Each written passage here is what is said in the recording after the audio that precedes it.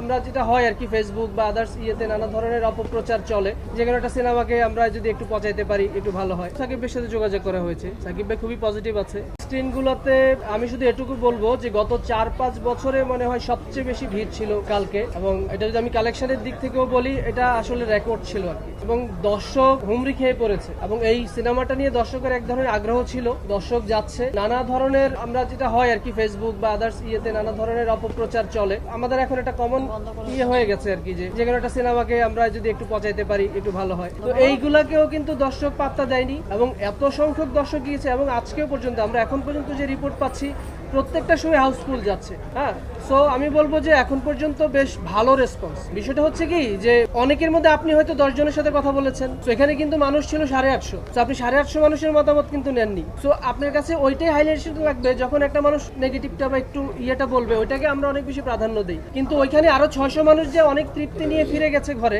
সেটা কিন্তু আমরা আসলে ইয়ে করি, এটা খুব স্বাভাবিক আমাদের মধ্যে। প্রচেষ্টা আমি ওইটাকে বলিনি, এটা আমরা যেটা বলেছি এটা আমরা সবাই জানি যে ফেসবুকের মধ্যে বিভিন্ন নানা ধরনের গ্রুপ আছে।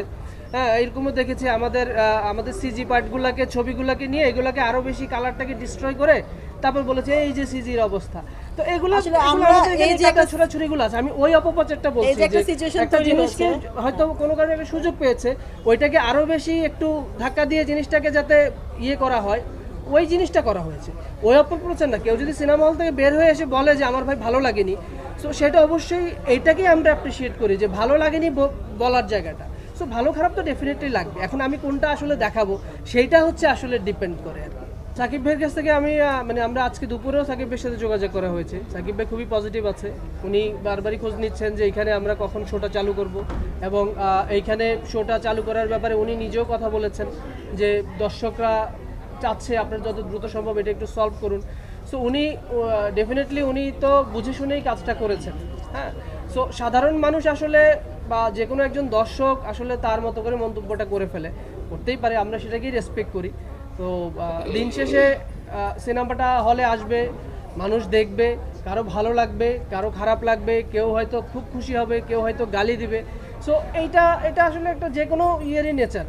আমরা তো শুধু এখানে না, মানে আমরা নিজেরাও তো অনেক মুভির সমালোচনা করি, আবার সেই মুভিও তো ব্লকবাস্টার হয়। সো আমরা আসলে একটা দুইটা কোট করে আসলে যদি আমরা নিতে যাই তাহলে আমরা আসলে কাজটা করে আগাতে পারবো না।